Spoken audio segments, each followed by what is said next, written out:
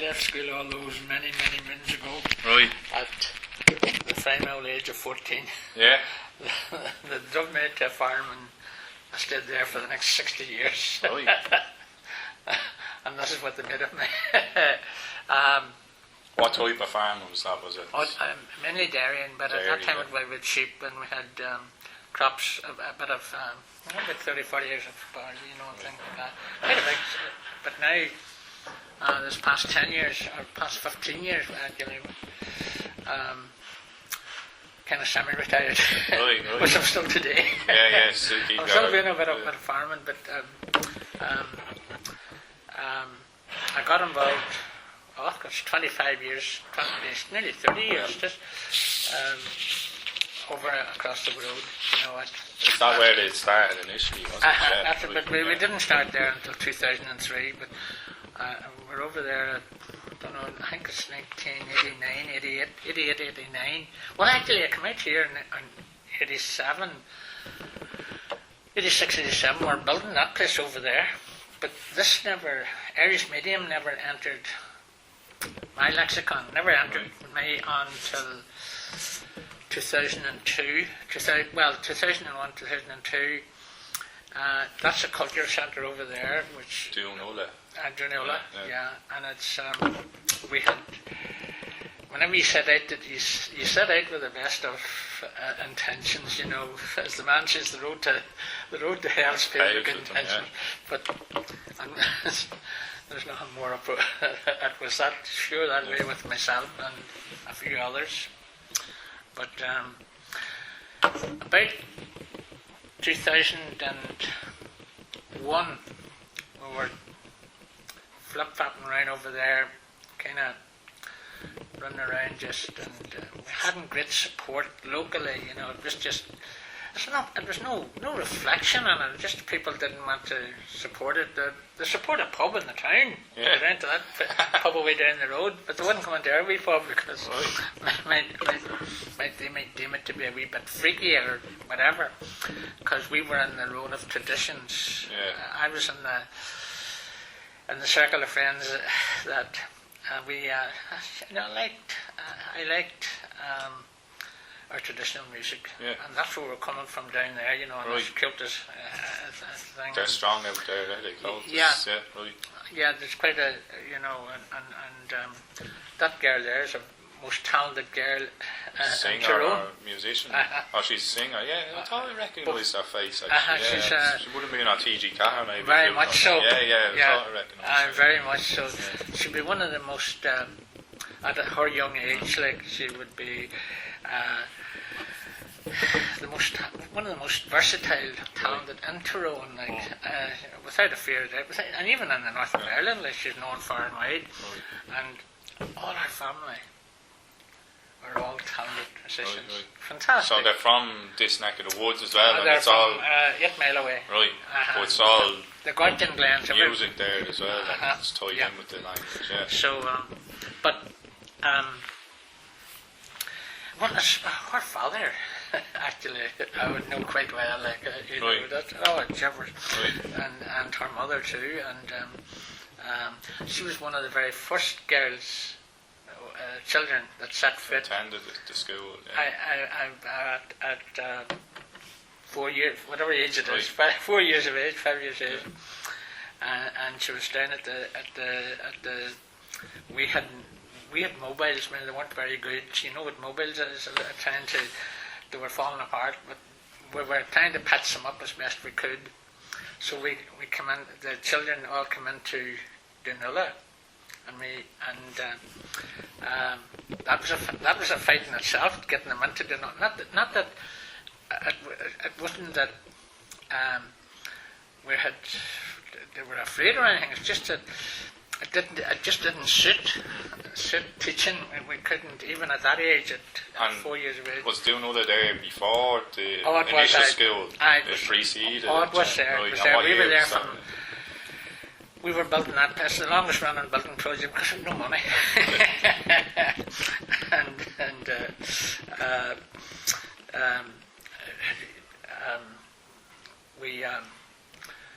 we just had a struggle, and look here and beg there and go to Dublin and come back again and wear pockets empty but eventually we did get it sort of fixed up, and it's still down there, it's still going.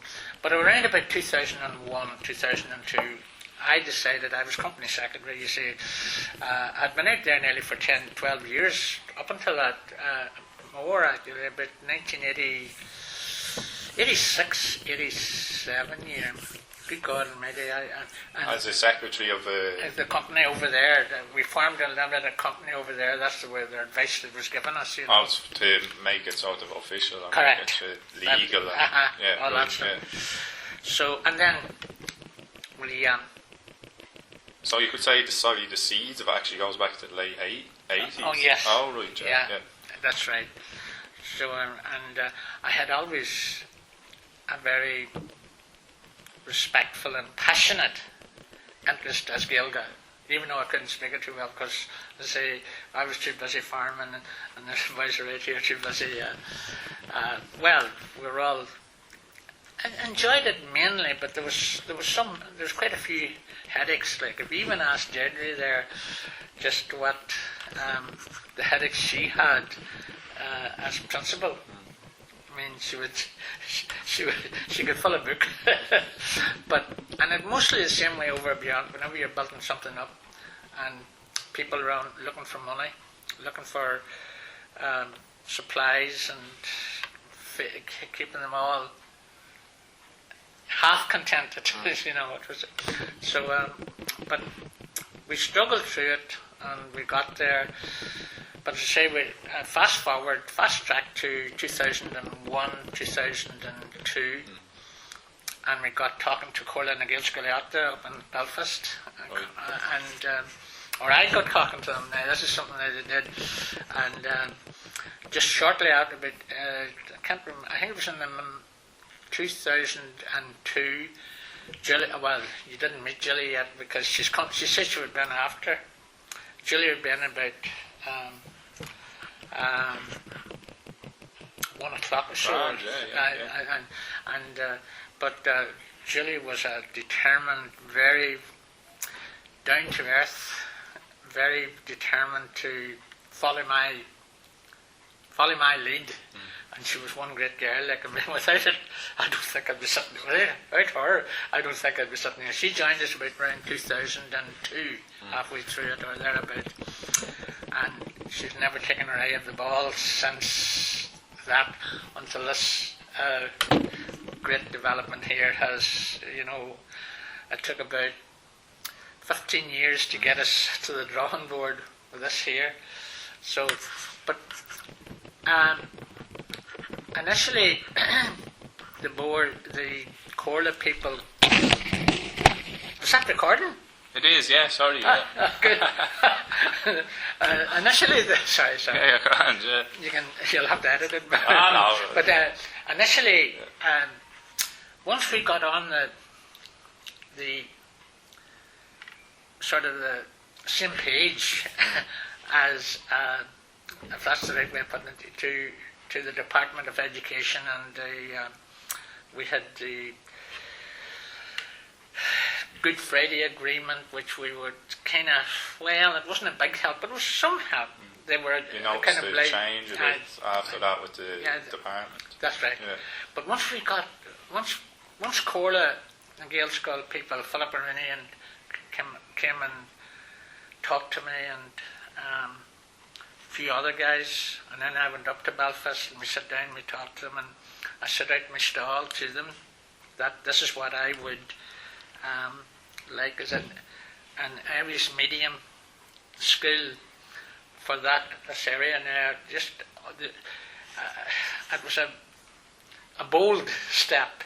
It was a dream, maybe you could well say. When I was building over there, we hadn't a brown penny, and we're going to start a school in the middle of it. And the best of it was very important. Just over a mile over the road, half a mile over the road, there's a very good school, St Mary's School in Killyclachar, and half a mile up, just a mile up, less than a mile up that road, there's another very good primary schools, excellent schools. And I was down to open in the middle. Right slap bang in the middle. And the people were scratching their head. Has this man lost it? Have we lost the plot? And I says, no, I had to try and keep my positivity to the fore. I had to keep... Did you know, did you canvass the area, or did you just have a feeling that the demand was there, or how did you... or was it a gamble? Was it a bit of a gamble? Well, yeah, you could say there's no stronger word than a gamble. Yeah. But we knew, I knew, instinct, somewhere deep down, I knew that it was a risk, that I was taking on something that was not heard of around this whole area. Well, the nearest to here would be Strabane, where Deirdre taught, down in Strabane, which is 20 miles away, and up to Carrickmore. And Carrickmore wasn't even started, but they followed our lead, would you believe it? And I was in turn following Strabane the lead down in Strabane. And now we're better than we're one of the best developed schools now, which is maybe ironic, but that's the way it was. But way back in those times, the Corla people advised us to take it just by step by step. This is the late 90s. Right. No, this would have been in early 2000, early 90s. This would have been in that time. So we actually, I did what they said, followed their instructions, their lead. I was looking for their checkbook, but it wasn't coming because they had no money. They had no money either. So we gathered up, and we, I'll not forget. I was dealing with young married women with young children of about school-going age, 3, 4, 5 years of age, and their choice was, well, actually in Ómaigh they had a big 4 primary schools, I think, is in Ómaigh, and then this one here and this one here, which is 6. 6, yeah. And there's 2 out in our country, out 2 miles up the road from me where I live, where I farm, 2 of them. That means nearly 8 schools supplying primary education. Quite a big catchment area. Yeah. Around that whole area, you're talking about maybe 10, 12 mile radius for supplying those schools. Well, the bulk of it would come in from the town of Ómaigh, just housing estate and all, and that area. But when they heard what I was doing, or thinking of doing, dreaming of doing, out here, they nearly had a heart attack. Were they worried about losing pupils? Correct. They were worried. That was the bottom line. They were worried. Yes, they were. Of that it wasn't going to help their enrolment process. And I suppose, to be fair to them, the more or less the principal over here and the principal over there in Killyclogher, they shrugged their shoulder just and said, right, we'll let this fella get on with it and see what far it goes, and probably end up as a wasted initiative. But that wasn't my drive, my initiative. I hope you don't mind me saying that, but it was one night, and I'll never forget the night we went over there and we sat down with there was about 8 of us, and we decided to put a big advertisement in the papers just to say that initiative of Donnella was to open an Irish medium school right out here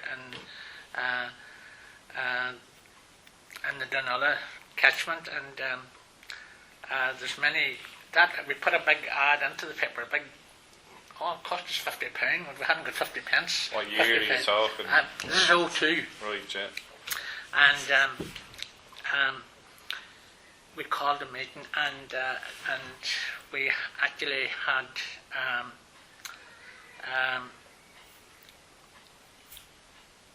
I can remember it was sometime around May time of the year, April, May, just after Easter holidays, sometime around April, May, late Easter, were the last week, and we called a meeting over there of interested people, interested parents. Right, it was mostly parents, was it? Do you remember what sort of, were they teachers themselves, or were they farmers? Were they? No, what happened was that obviously the teachers would have been Irish teachers from the Brothers School, the CBS school in Ómaigh, and from the convent school. There was only one or two came, but we had a great support from Strabane. They landed up here in Dunilla one night, and we set out our stall. By that time, that was in, I can't remember, I think it was April, end of April, May time of 03. Julie, my right-hand man, was with us at that time, and she didn't waste any time and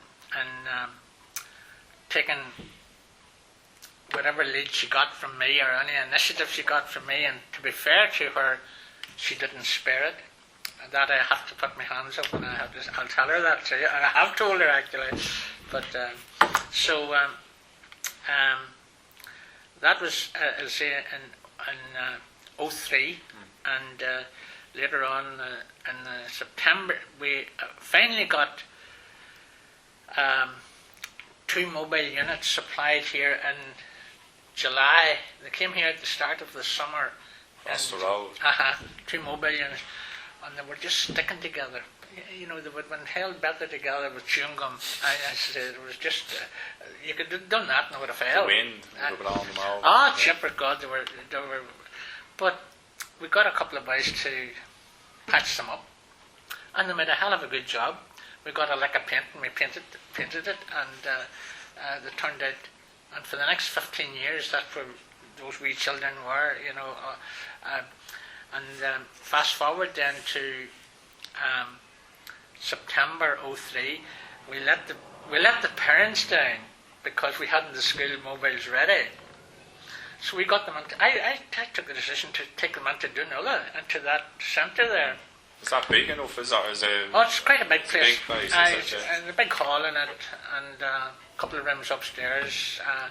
In a turn wasn't up to the spec of safety or all that, you know. But we managed to. We got the knee school in there. We had got approval from the Corla and from the department. We hadn't got any approval from the department. Funny enough, they were a wee bit reluctant to back us because they just hadn't got enough faith in me or enough control over it that it would be it was going to turn out a good venture. But in 02, I beg your pardon, in 03, right through to in September, the very first day of September, we were to open our mobiles, but they weren't finished. And we couldn't let the children in. We went into Dunilla and we were there for 3 months. Well, they were patching them up. Right, yeah. And I must say it was a very challenging time because I was getting very... but I must say one thing, that the parents that came in and supported me was they were very positive. Very positive. So we got a few parents in, and our aim was that was the knee school, but those parents, whenever the year was up, the wee children would be moving into the bun school, the Rangahain. So, and that's where I set my eye on, and so were the parents, to be fair, the parents that were with me. And we met here on a very cold, wet Saturday morning, and it was lashing rain. We get a hell of a lot of rain up here, Kieran, but and we. They could have stayed in bed under the duvet. Oh yeah. Yeah. Well, I wouldn't because I rarely rise in the night, but the wee. Yeah. But we gathered up there. The Corla people sent down 2 representatives from Belfast, and we gathered up there on that yard down there at 9:30 one morning, and we were going out on a door-to-door. Around this area, yeah. In the town. In the town. I'm interested in that because you mentioned the catchment area is quite wide. Did you go countryside and town, or did you sort of most of focus it on the was, town? this was just, we actually walked, would you believe it? We walked around that town, and it was only one walk, but we were anxious to, that was November, and we were anxious to, we knew it was coming down the tracks next September, which is only 9 months away, so we had to, I wanted to start Rangahain, and that was a very bold step, and Julie saw where I was coming from, and the parents, their children were at the niece school, and they usually spent about a year there, and then we went to Rangahain, and that's what we set me. But we hadn't the numbers, Karen. You would have guessed that we just hadn't the numbers. The very first day we had about 3. The very first day we went into the niece school, we had 3 or 4 children turned up there. 3 of them, and I think 2 of them had to go back home again because they were crying. They didn't know, they were completely lost. So we tried to pacify them down. But the parents came back the next day, and the next day, the end of that week, there was 13 of us. 13 children turned up. Yeah, and we knew then this might be worth a gamble. That was from your canvassing or word of mouth. What do you think? Both. It was a door knocking on every house that we came to from here on to Ómaigh, we're 2 mile out of Ómaigh, but we did all the housing estates here. Immediately our thoughts would be to keep it local, but even out where I'm living, which is 3 mile out, and just outside the other side of Ómaigh, and that's where I live and work. We actually, and there was about the best part of 700-800 houses. We come back the next, and we had to canvass those. Out beside me where I farm, and the same brave woman came out, and we split up, and we went to one side of the park, and the other people ran up to the other side of the park, and we came back, and we had Dervla's mother and father. They lived 10 mile away and down in Gorchin, and they canvassed down there, and there's a wee bit of a problem down there with the school, just what happens in it, and it wasn't really Irish medium, but it was a dual thing. It turned out more conventional because the teachers hadn't got the competency of Irish as Gaeilge, like here, but I suppose I could say, I fell out with church and state. The department wouldn't back us, the church wouldn't back us. I was going to come to that. Yeah, so do you want to start with church first? The church. Your dealings with them, what were they? They were a wee bit afraid that they were going to lose control. And at that time, I can remember well that it didn't get as far as the parish priest down in Gorchin. They had a good enrolment in there, which wasn't Irish medium, but the parish priest thought it was sufficient given the world, and probably he may have been right. The numbers the parish, right. So the outcome of that was that I'm sure we poached at that time. We poached about 12 or 15 children from that Gorchin.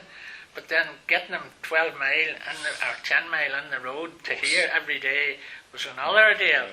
So we got on a bus, a minibus, and then the parents did Trojan work. So they come in here with their children. And that was in the following 9 months after we just set out to do this door knocking. And you know, it was, as I said, challenging. But we kept our spirits up with just the camaraderie of the parents, and so in September '03, we opened up the very, we opened up the knee school.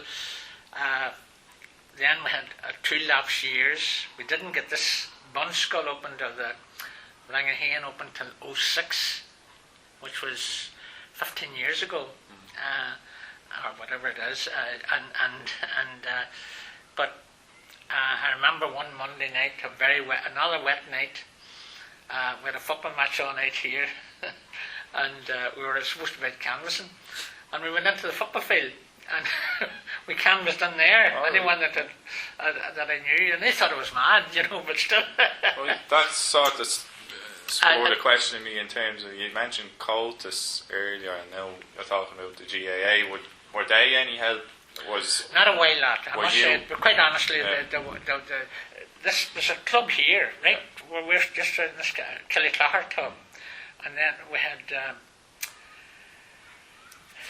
They thought one or two of them were very positive, and they took my concerns on board.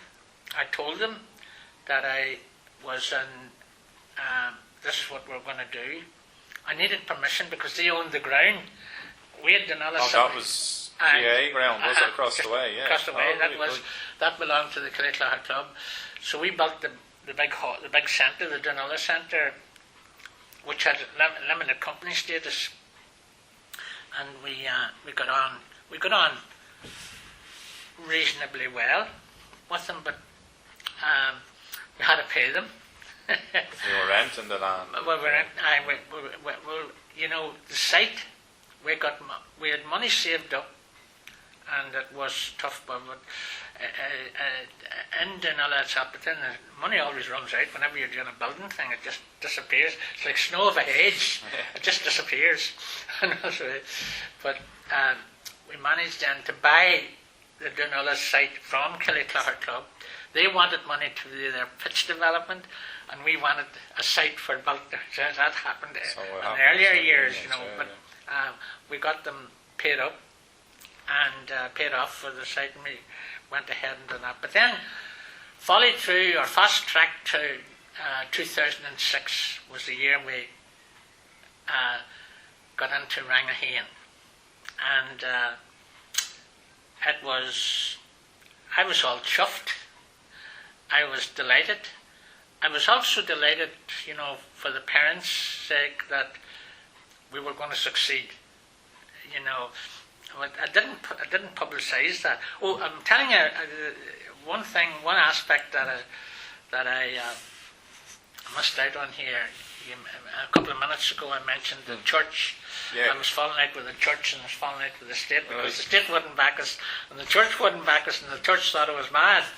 But be that as it may, I went, my 2 arms the same length, down to the parochial house, the parish priest here, in this catchment area. What's the name of that parish? Kappa Parish. Kappa, yeah. Kappa Parish. I'm from Ómaigh Parish. Ómaigh Parish is just down the road there. It's on the other side of the river. It's the river. And the town, the river runs through the Still runs through the town, the Still River. And the other side of that is Ómaigh Parish, and on this side of it is the Kappa Parish, just as you drive in. But I went down to the priest one Friday evening and rang him up, and I said, what we're going to do. This is just before 06, sometime around 05, 06. Can't remember the date. It was on a fine evening, and I was giving him. I decided there's no point in me hiding anything. I'm not that type of person. I want to come clean to you and to the priests of the parish. They were, after all, they were the parish priest, and we were sort of beholden to them. I didn't know, I knew my own priest all right in the town, but this was a different parish out here. But I went down to the parish priest, and I sat down with him, and just myself. I didn't take Julie or anyone. No. And I said, look, this is what we're going to do. And he wasn't one bit encouraging. And I told him, And he was a Mayo man, born and reared in the Mayo Gaelscoil. Which surprised me, that he was from the Mayo, born and reared, Maynooth educated and ordained and so on, and was a wee bit, took life as it come. It was, he had half his priestly life lived, like he was well into his 50s, and I told him, this is what we're going to open an Aries medium school right here. And he, I was got a wee bit of a shrug of shoulders. Well, it wasn't hostility, but it wasn't support either. It wasn't support. Yeah. There was no hostility as such. It was very indifferent. It didn't make me fair and square. But I didn't spare it. I told him this was our ambition. My aim was to build it in the grounds of Gníomhaire, which we and to operate it as a springboard from our traditional music, right through to a social centre for people of my time of life, and all that. So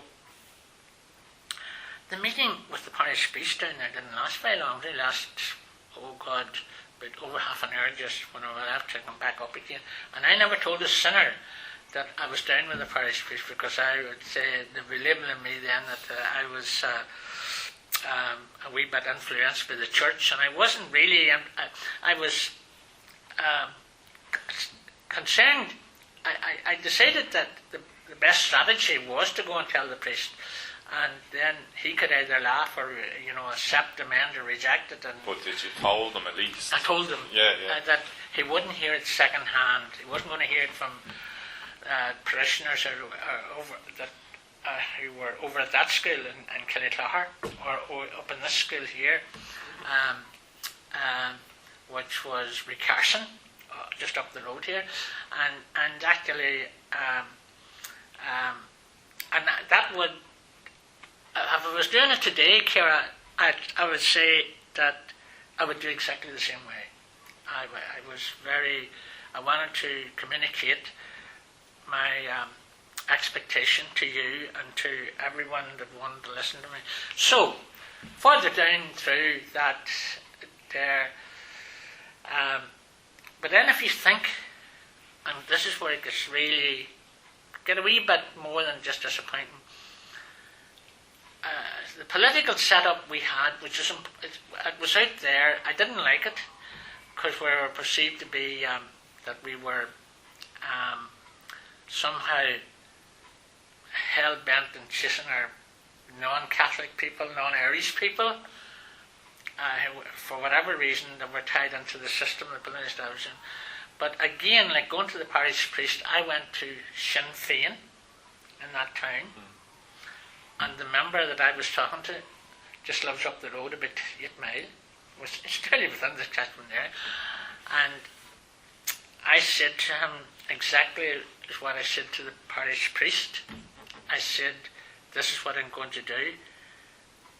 And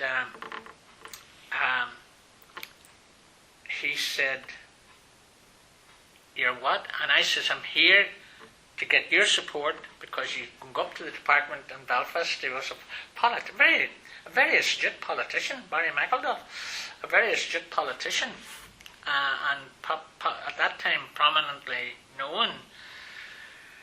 And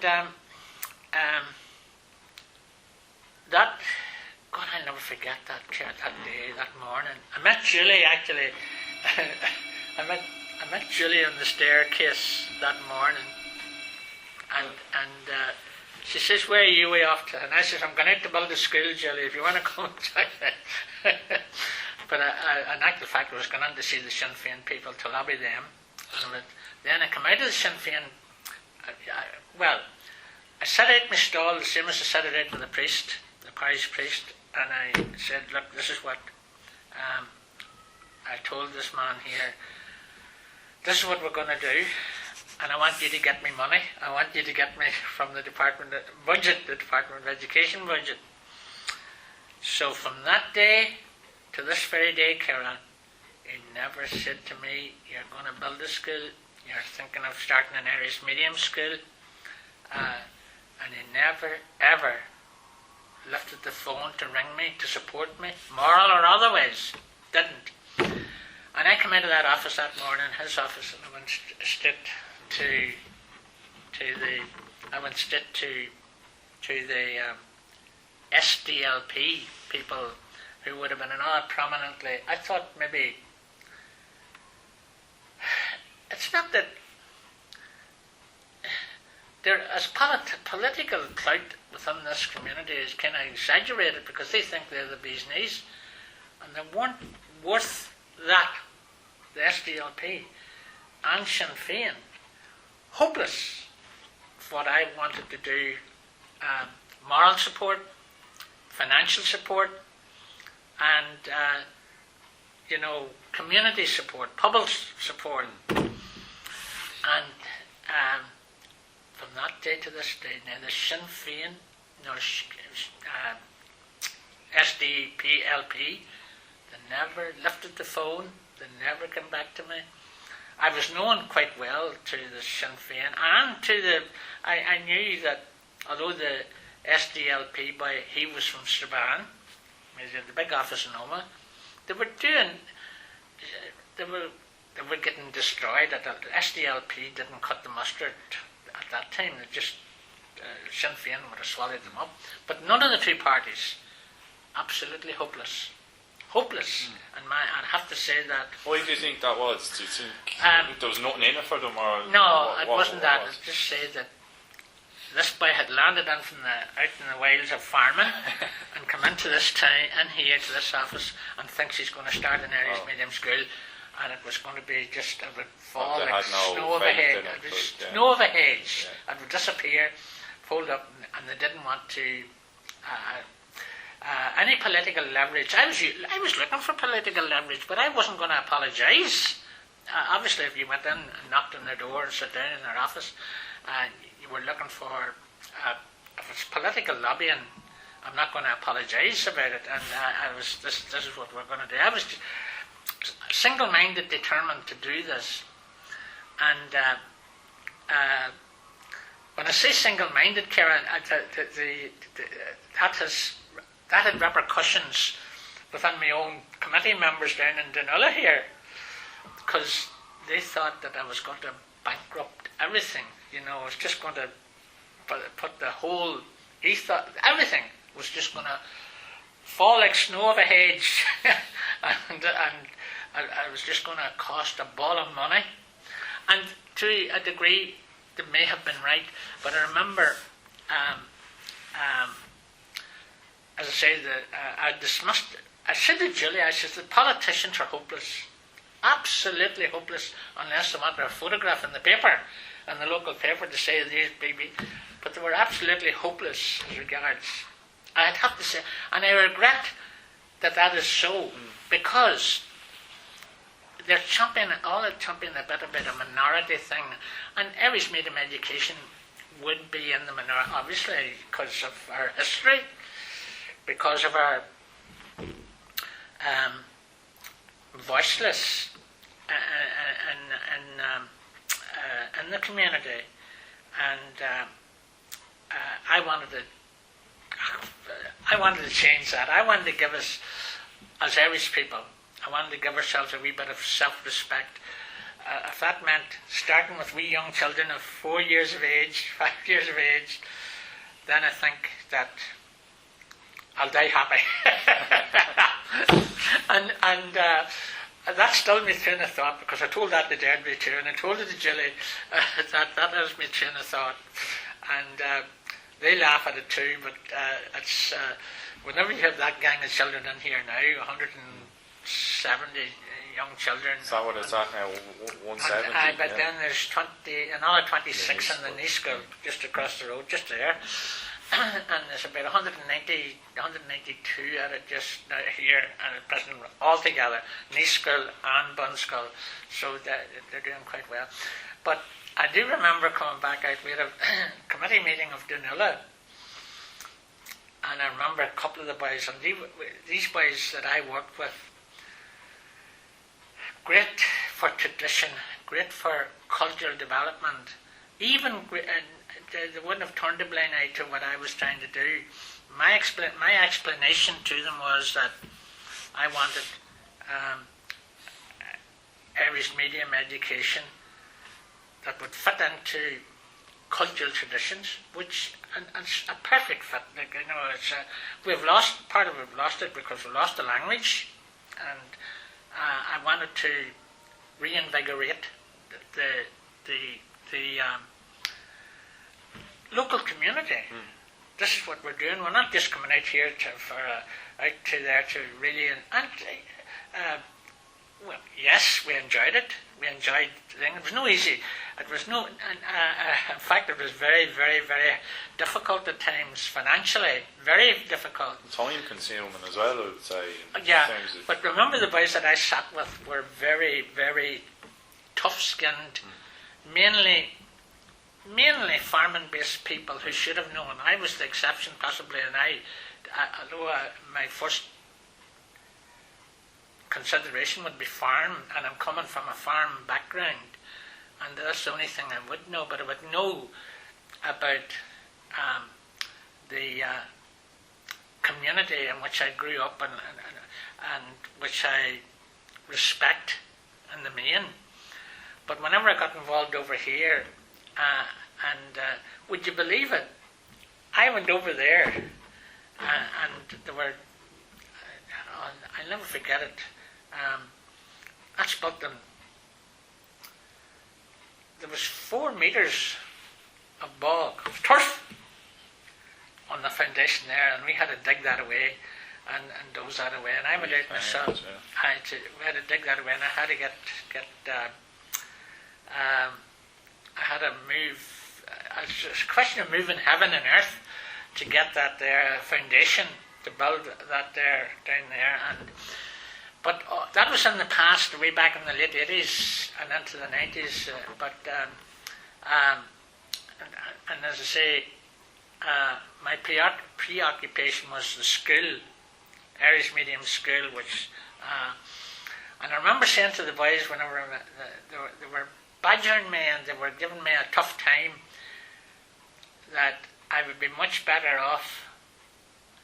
Actually, this particular thing started whenever it wasn't confrontational, but it was near that my dreams, my expectation for Irish medium was going to end up being sidelined. But this guy told me, would you not be better sorting out the debt that we had in Dunulla, rather than getting involved in trying to educate children that there's no hope? No hope. And I says, I disagree with you. Nobody's trying harder than me to settle the debt in Dunulla than myself. So I was exhausted trying to carry back. And then we had fundraising and stuff like that. Oh, we had fundraising, but the fundraising is fine, but you're limited, Karen, to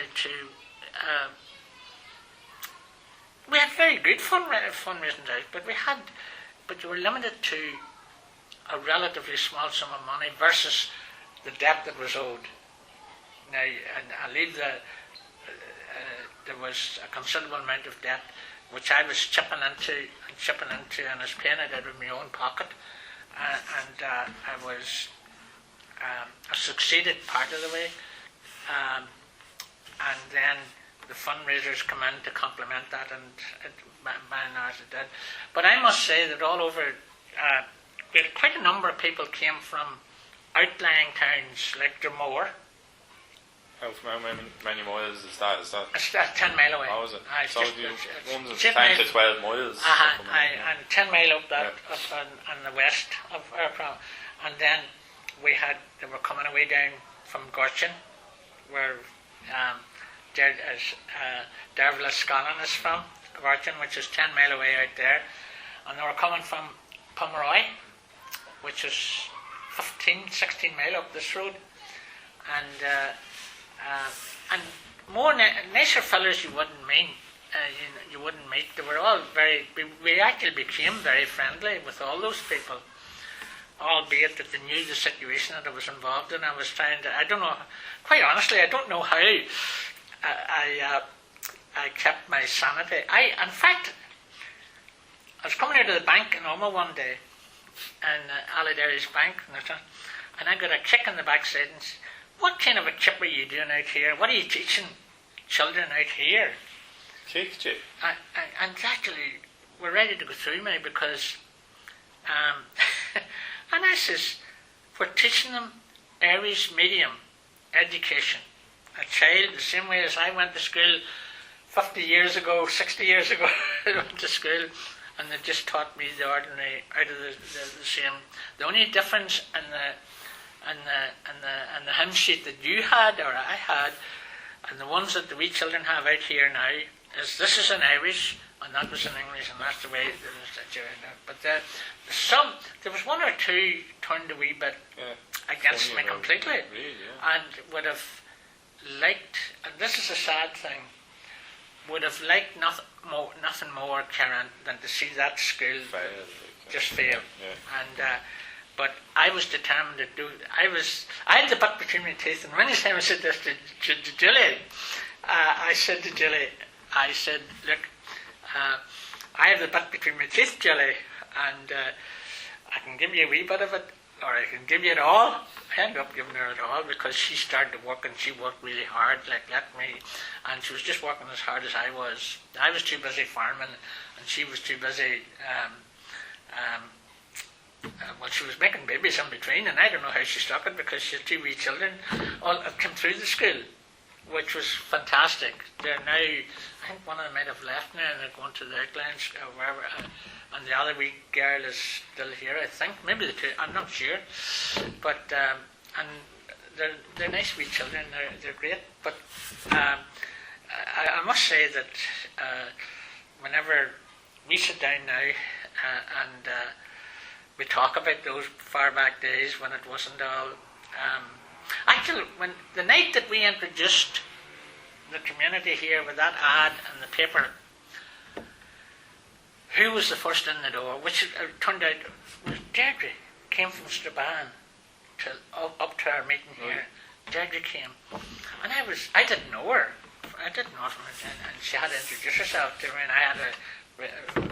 I didn't know never would you dreamt this is going to end up in principal here 4 years later, 5 years later, 4 years later, and I must say that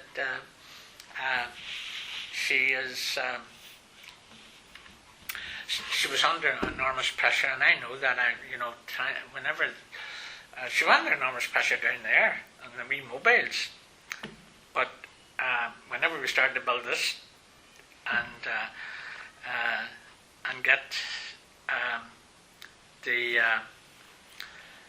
this up and running, it was just it was a monumental task, and I appreciate the times that we all had. Julie had, Deirdre had, and I suppose I had, and a few of the other people that were working with us were very, very. I would say that.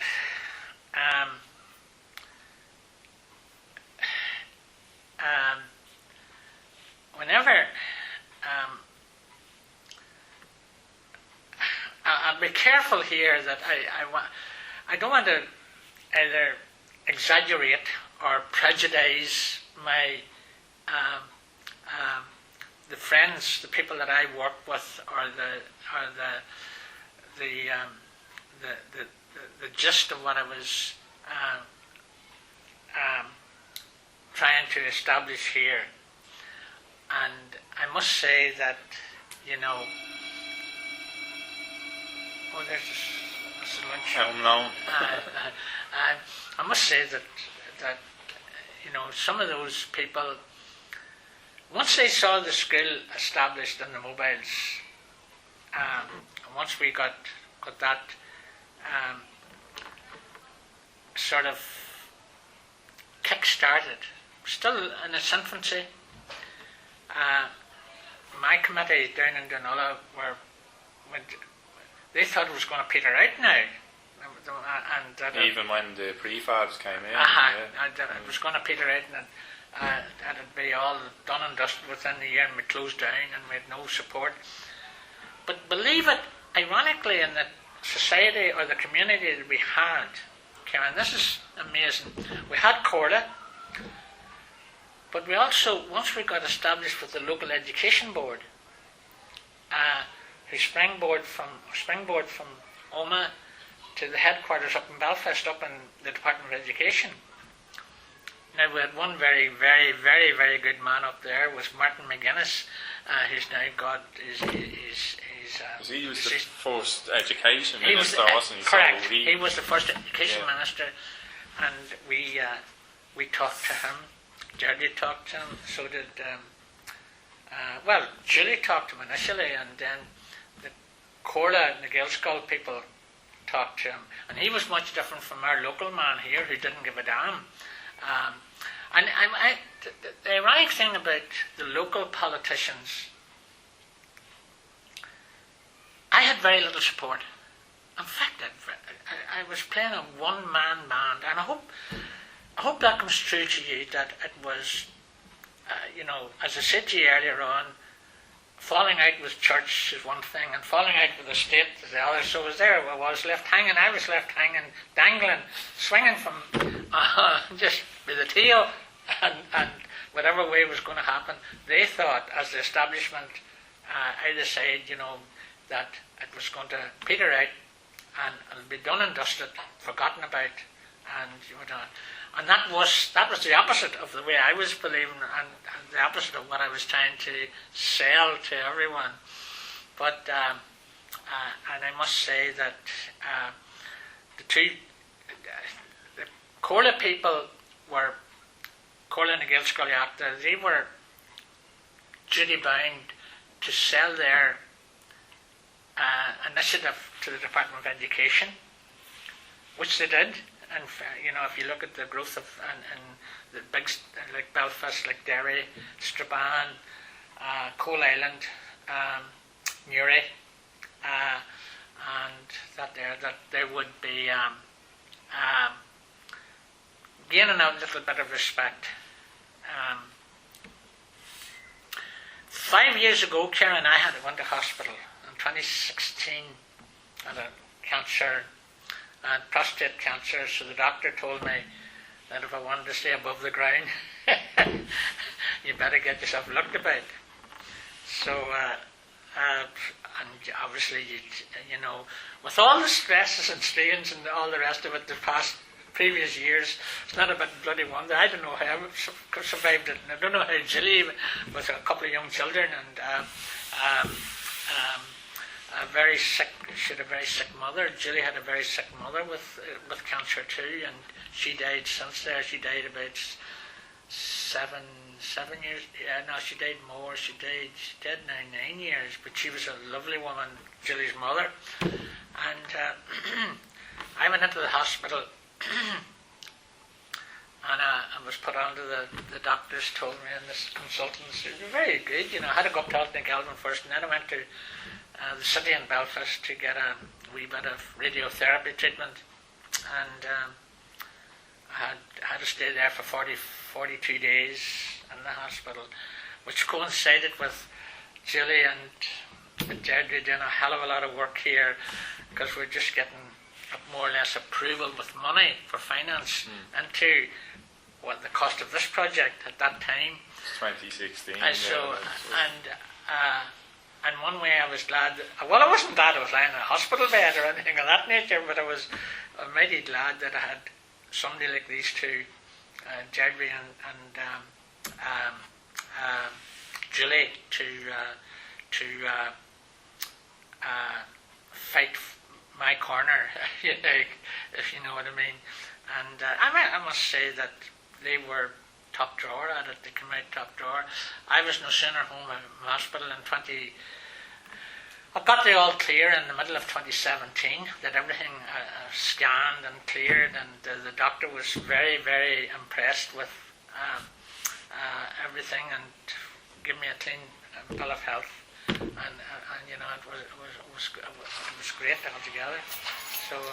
I would say you've got the whole history of the Gaelscoil. You know how much you do. When do you hear this story, mate? It'll be worth a fortune. I'm telling you, you could write This is it my yourself. boss. You could write the history yourself, Brian. Well, that's not for the one to try. I'm telling this man, he's probably thinking it's going to be a load. You're probably thinking, and Julia's going to think a load of porkies. But I was telling him just as it was back in those days. I'm glad you didn't say it back in the good old days, because these are the good old days now, Brian.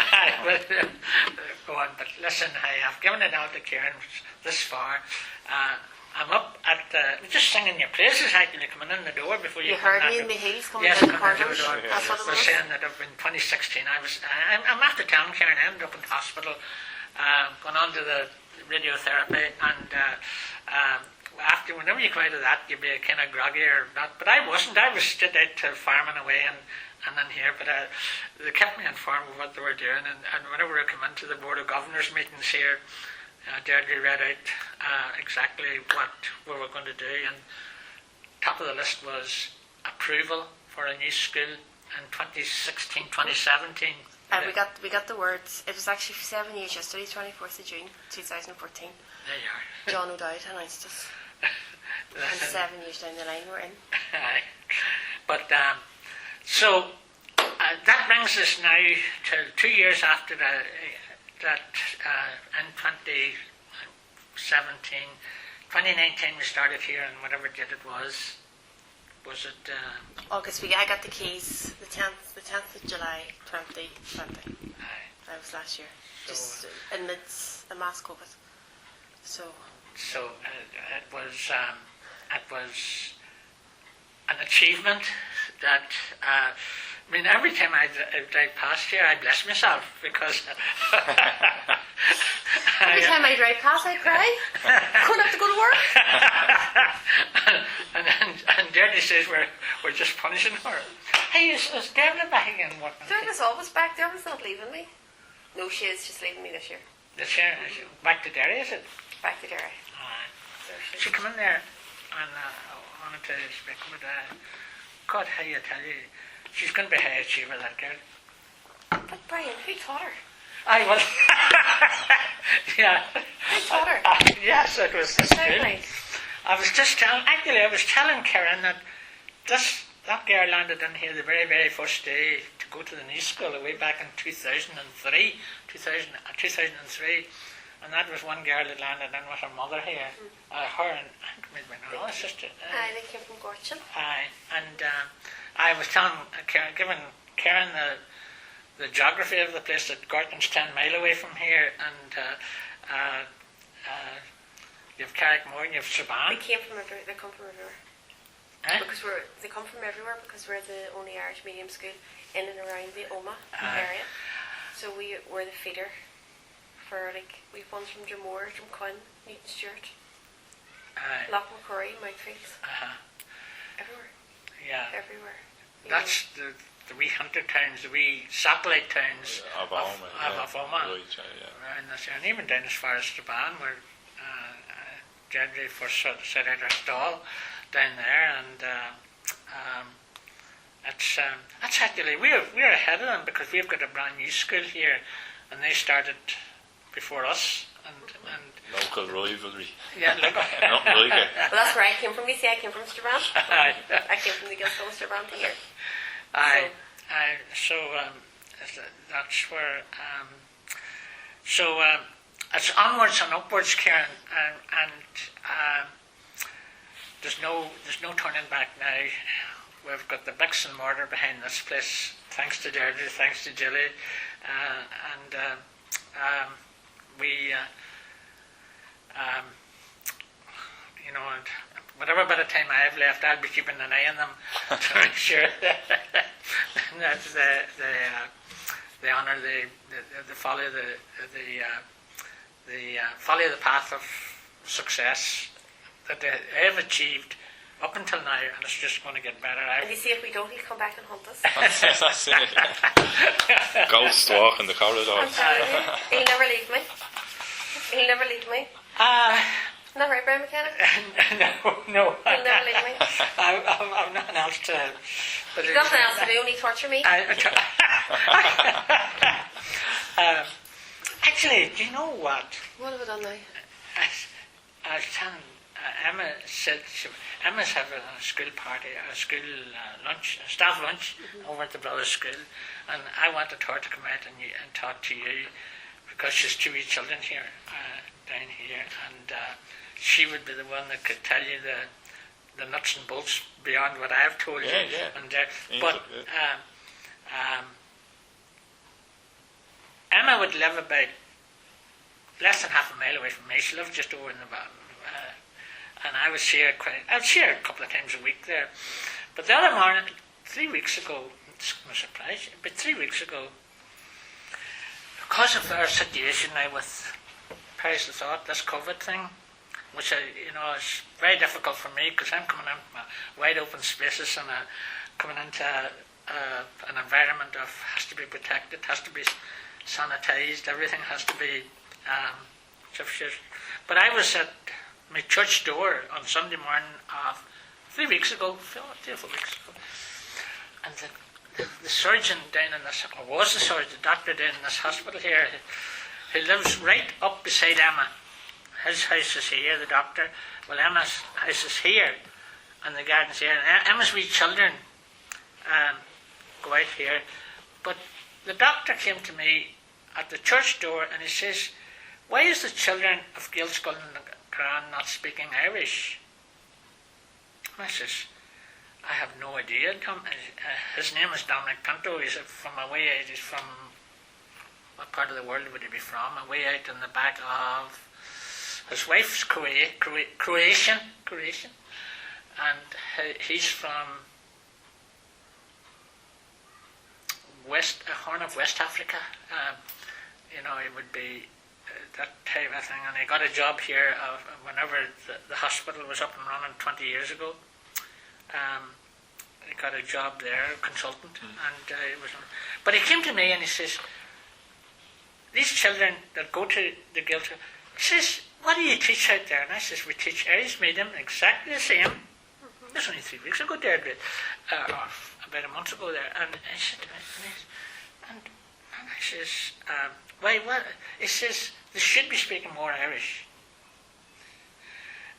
And this was on a Saturday afternoon whenever children are out playing and acting the maggot or whatever children do. And I says, "Okay, Dominic," I says, "let them sit. I can do nothing about that. It's their own concern." I says, "If I go back 70 years the way whenever I was growing up, whenever I was their age, I probably would be speaking English too, even though I may have been lucky enough to be talking Irish medium, but which I haven't.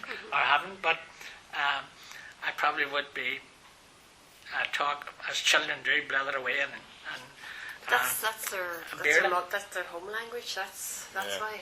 I mean, we've only a handful of parents, a handful of families in the school that would actually have Irish back home. Yes. But that's the same down in your part of the world, and it's the same here. That we've just been. I always told Julie about the Cultures magazine that we get about the wee young child from Donegal. He was getting his mother and father and his people before that were all Irish Gael, but it was down the Gaeltacht.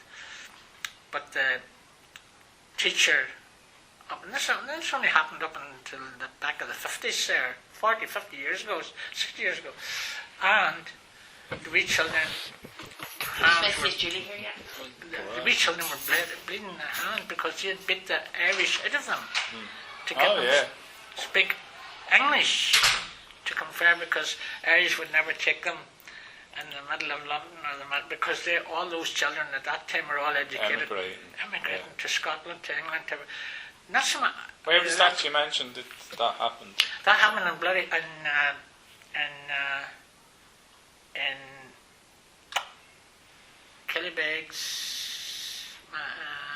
It happened in Gortahork. Oh, yeah. That happened there in a school down there. And I said to myself, when I read that there, and I have that, the wee child was only 7 years of age, and you would have seen her crying, quite literally crying, with pain, because she couldn't speak English, and the teacher was hell-bent on beating the Irish, quite literally, physically beating the Irish out of her. If that was happening nowadays, the teacher would be put in jail, and rightly so. And that's the long and the short of it. That's the way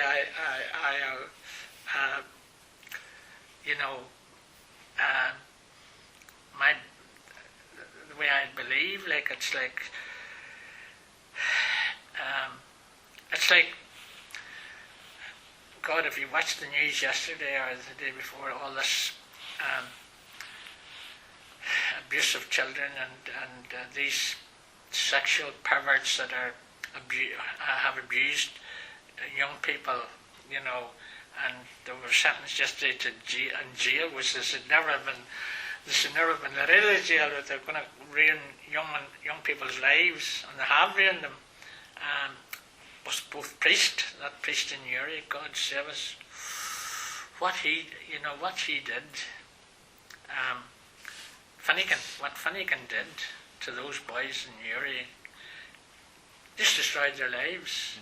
To the extent that it was so, they had to get out of Uri, and this is relatively little. This is much later in the 70s and the 80s that those young lads at that time, that the priest was abusing them right, left, and centre, and they had to go. They're living away in the other parts of Europe now. They didn't want to come home. They didn't want to. I'd like to think that they will come home, but they're well into their 50s and 60s now. So whatever, but if at the time that they would have. They got the satisfaction of getting. Well, Finnegan's dead and gone, so the church, like me saying a minute ago about or an hour ago, the church and state falling out with church and state. The church knew about this. This is the sneaky thing about the thing that no one can understand here. That the church knew about all this abuse, right, left, and centre, and they didn't seem to do much about it. They wanted to cover the whole thing up, that this wouldn't happen. The same thing about the convent in Derry, and the Nazareth House in Derry, the Nazareth House in Belfast, and those people are up, and 15 years ago they told they would get money, and to this day they haven't got a penny. They've been through more courts than through inquiries, through all the sorts of things, and some of them have died. You look at the Tuam case, with the wee young children were thrown into a septic tank, and the mothers were told to go back home. What an awful indictment of Irish society. Awful, dead, god awful. So, but as I say, for all that, we have more or less acquitted ourselves. Most of us there's an awful lot of. I don't have to tell you, Karen. Look at the political establishment in Belfast, the way they're behaving, and I'm out here. And people like Deirdre that has to, and Julie and yourself that have to be trying to teach students, trying to put their best foot forward, trying to tell us about community, about being responsible, about being committed to that community, and doing all that, and you come up against the political dead wood of those men and women that are Presbyterians of the DUP. My God, it would frighten the socks of you to know what they're squabbling about and fighting about. And us out here trying to keep ourselves together, trying to keep our community together, trying to advance it in whatever way we can, which what we've been trying to do, and those people trying to pull the pin out from, and it's so very, very sad that the people in Dublin,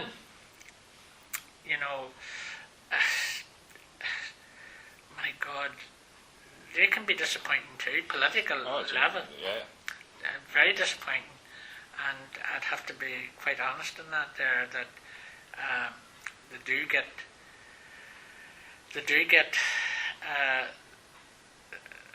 it's not for the want of trying that we're sitting here in this great building. It's not for the want of trying that the people down there are trying to pull the rug for the skids from under us. Yeah. And let it, as I say, that's.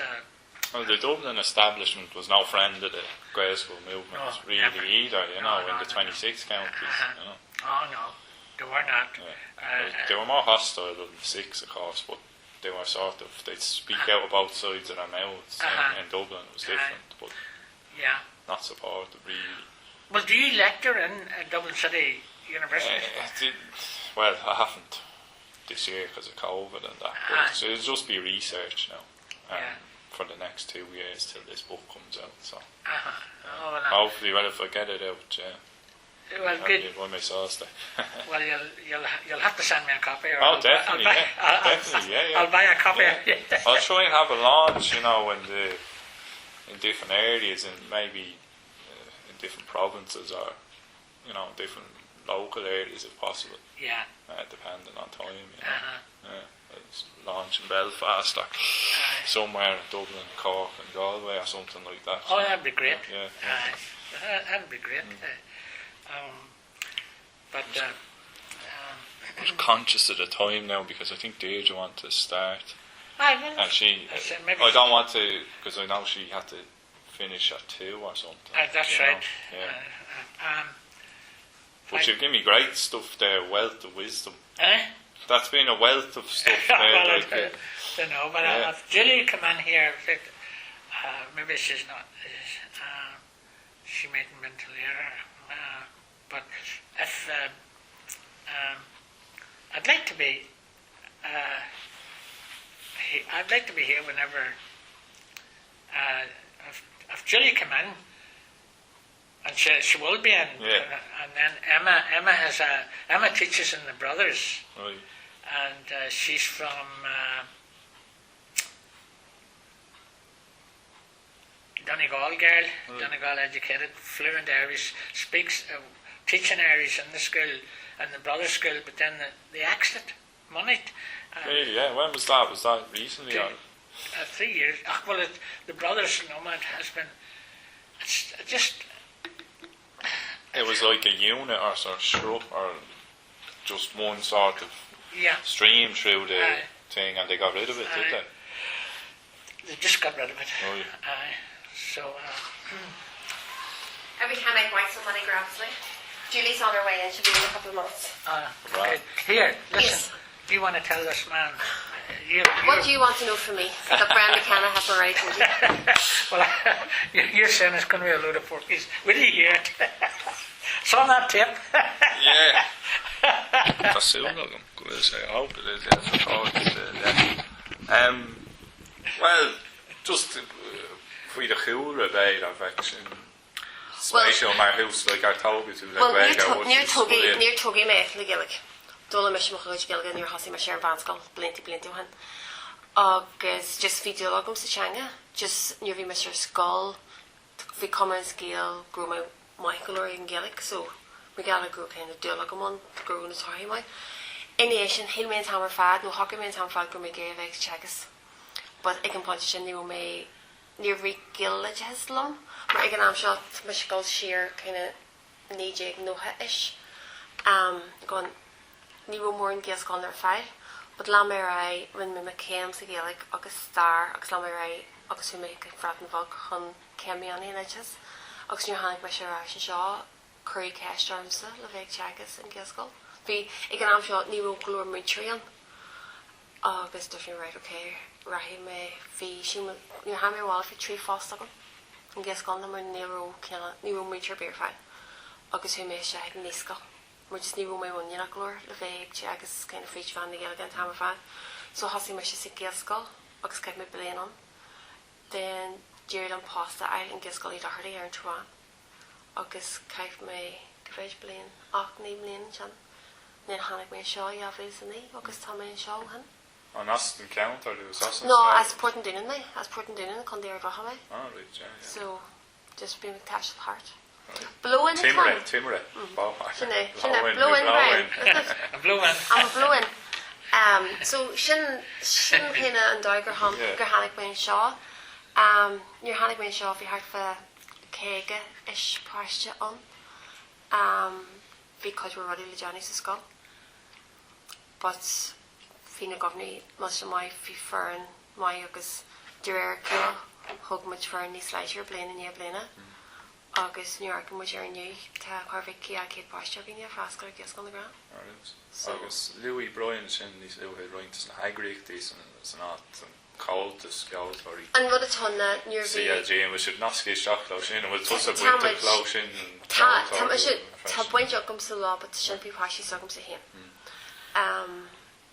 To name sokum to be she call be she like parche fla and blame. August Max sokum to be national gamerch kind of how money August be national gamerch or some hero. So I take a lower ruddy kind of on Nasca bottle, but Sean pre-rod kind of Gaelscoil the Grand. It's my baby, isn't it, Brad? It's my baby. August just so, but Beamish co every look how we're doing like a fear house fee, calling the Gaelscoil acton fee, NTS the Gaelscoil acton. August we she's on the college horched in the Gaelscoil the Vic Bonnie August Forbridge. August has she go foil on, you know, to call you kind of to call you kind of Liger and ish.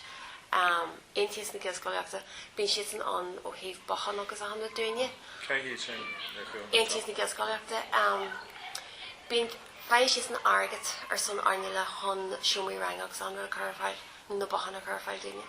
So fee patch Oki a sales sucking you good jigger Hannick which is shaw he can find. Oh yeah. Well she's in false involved with so she false yeah. Operating she can win slew win or Argot so August then you're tossing more hamper ten nice on the short to shillam and by fashionish so to shit the push Argot dives good you got to so tugging into the Gaelscoil to kind of tack act then the day need to occur the Gaelscoil act and the Gaelscoil act could be what good J go on the heavera like level like or then tagging my earring law kind of Argot Isle own run it has then being kind of run it has as Charles and the Matrion because 100 but to NTS and Gaelscoil go file on McGall and the Bahan because the Shumry so really accommodation fund a ton.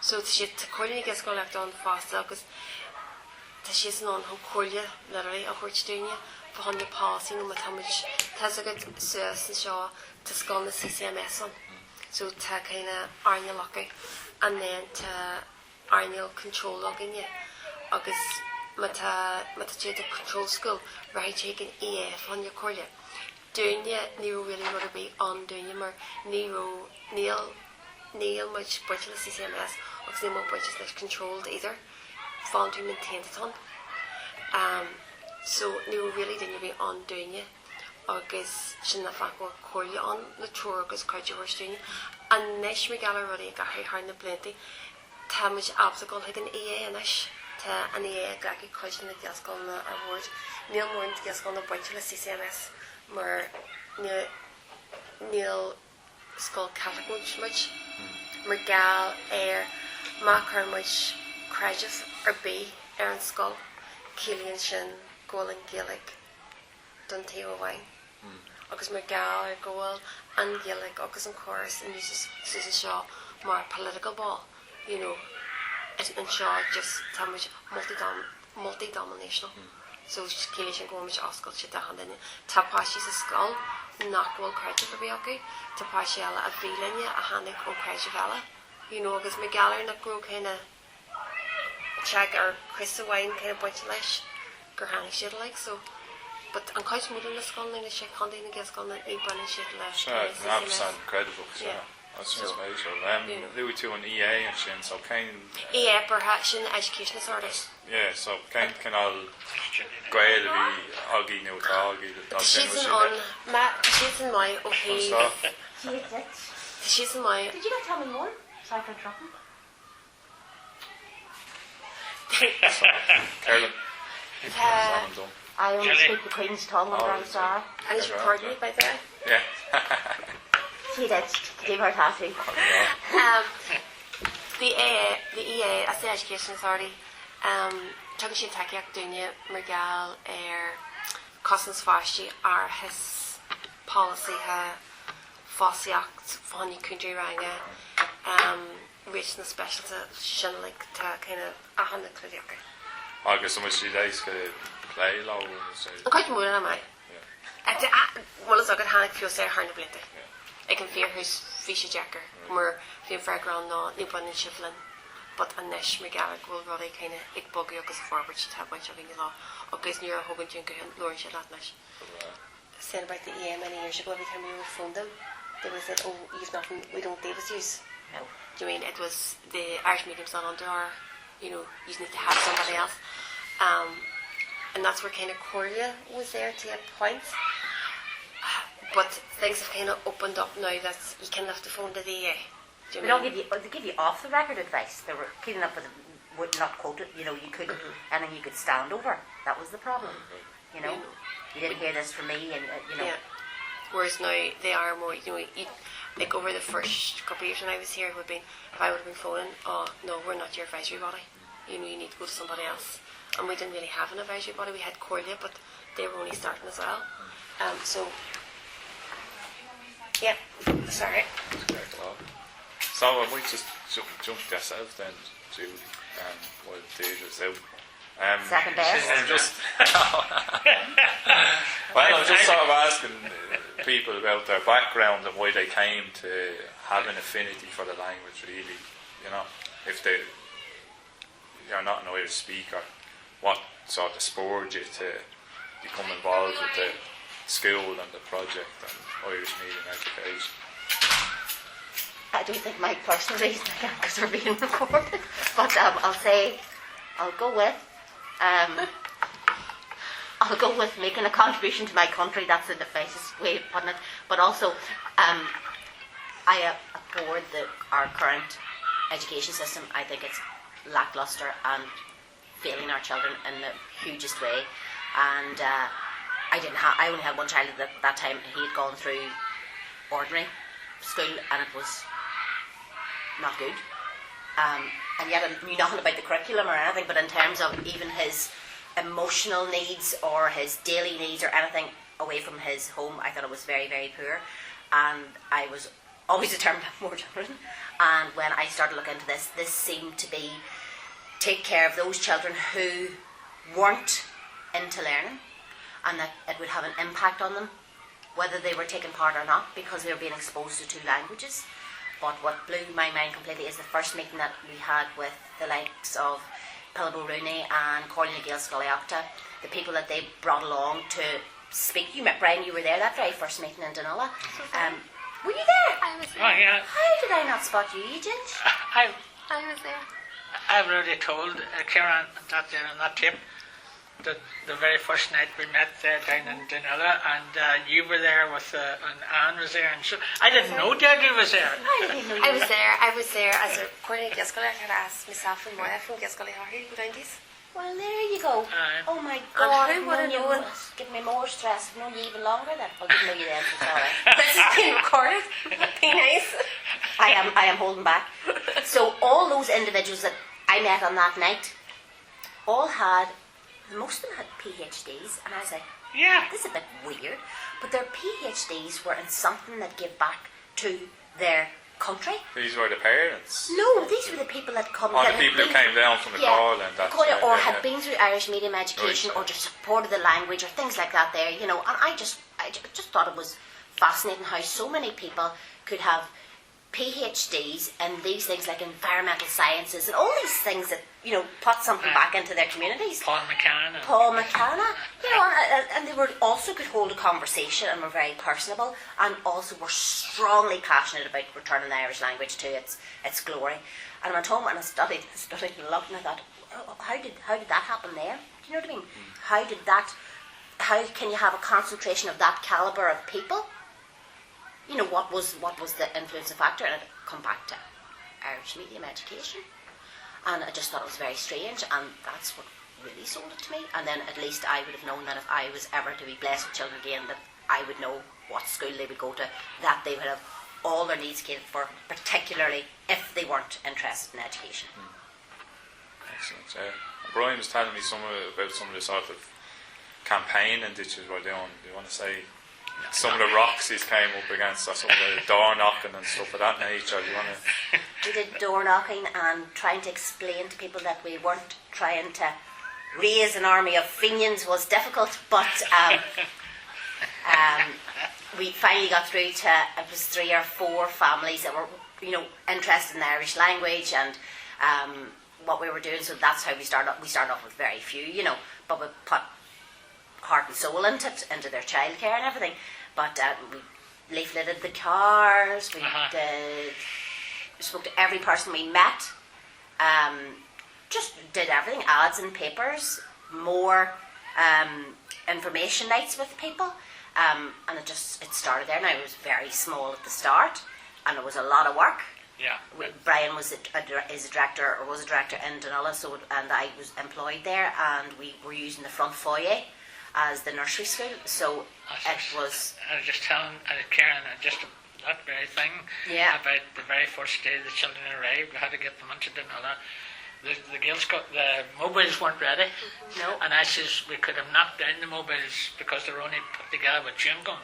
And I told Karen that, I left. I remember leaving. Like, we hosted the County Flaw there one time. I remember leaving at 3 o'clock, and somebody else was back in at like 5:30 in the morning.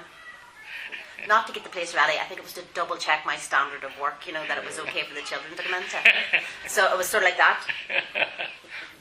That was the only director on Dunulla that even knew what was going on, even showed any interest. So, and that went on for how many years, Brian? I don't know, but there was a man, a very, very loyal supporter of us down here in Dunulla, and Deirdre was standing out in the yard one day, and I was coming from Ómaigh, we were selling cattle, and I come out here, and I pulled in there, and this boy pulled in behind me, who had been in, every Saturday night, been in to sing a song and play music. And he didn't know, this is how neighbourhood people, I could tell you many cows my neighbour has. He really could. And his neighbour's neighbour. I'm still not nosy. I'm just nosy to people get on, and as Julie just said there, for their little children to grow up in a more positive framework in the community. But this guy said to me, come in to me, and we had 1, 2, 3, 4 mobiles down there. And he said to me, you know what? He says, I never knew this was a school. Who's that? Pat McCurry from Pomeroy. He's from Pomeroy, actually, and he was a good old singer and a good crack. And, I couldn't... Sorry, I told you the wrong name. Pat Quinn. Did he die recently? He did. Okay. He did indeed. Yeah. You're dead right. Oh, God be good to the man. He was a good creator. And he had 2 daughters. And he can tell you about people's cows. I can tell you whether they're living or dead. It's just our area of interest. And I just sit and laugh, and I'm stuck in the middle of 2 of them. No, but this is part of... We call this the neighbourhood. As I say, I'm as nosy as a cat. I've always told this girl. There was over 8,000 views on his funeral. Oh, Jesus, he was in Joseph and his uncle. Across all of Ireland. That's huge. Aye. So the whole Coltis network was watching it. Yeah, well... That's many houses in his field. Just look at that. Just listen to that, Karen, what Juliet just said about a man. But anyway, as I say, it couldn't... I enjoyed him. And I did him as a great friend, like, and yet he didn't know. See, they'd have come at the dark on a Saturday night. They wouldn't even have seen the level of activity that was there. True. But he came in that day, Monday afternoon, and I just come from the mart, and he was just somewhere down with the mart too, and he had bought a new Land Rover, and he says, God, he says, I never knew that was a school. The mobiles were all the wee children. And so, I want to ask a question to the three is because you mentioned the Gaeltacht, you were sort of aware of this schooling in the Gaeltacht, Louis Tussabert to some Rattan Bheog, so you go Tishkin that there and Rattan Bheog, and just in terms of schooling in other jurisdictions or internationally, does that influence you, or are you aware of that to some extent? Say that again, sorry. In terms of schooling, minority language schooling in other countries or other areas like the Gaeltacht or in the 26 counties or in, say, Wales, is that popped into things at times on other schools? Sometimes they have links with, Scotland or Wales or we don't have links per se at the moment, but one of the huge things, one of the areas I suppose of expertise and interest was like Remy Mathers. He is very much into Native Americans. That is the love of his life as much as Ireland is. So when we were starting out, that was a big thing that they were saying. They were like, and they were saying to parents, you realise there's children in South Africa, which is many more dialects than we will ever have, thanks be to goodness, sitting in a mud hut learning 4 languages. In Wales, predominantly it's both languages. In most countries, we're one of the last countries in the world, they were saying, that don't have immersion education. It was a bonus for us that it was Irish. That was what drew us in. But it's although it's not, it seems to be purported to be such a new thing here, and it's growing, but it's worldwide, and it always has been from time immemorial. And it's ridiculous to think when these children are such sponges at such an early age and at such a formative years that you don't introduce another language. Like, if our children are in top form and they really want to show off, they'll greet you in Spanish, and you'll get your happy birthday in Spanish, and they'll count in Spanish and all that. They just depends if they're showing off. Changa Spanish, I know. Aye, it's the Scoile, Janish, Gaelic, Spanish, agus Frankish. Yeah, I can never, Julie, don't think, no, well, you wouldn't have been here. Well, you were here. What am I talking about? God, you never left, but the night we had a party of French students over here, and on a Saturday night, and what you've just said, they spoke, obviously they spoke French. And yes, and they were very interested in the Gaelscoil and at the Irish, but I wish I could speak French the way they could speak. And I don't like saying I speak English, because I shouldn't be speaking English, speaking as Gaeilge, but... Je peux parler le français. Hein? Je peux parler le français.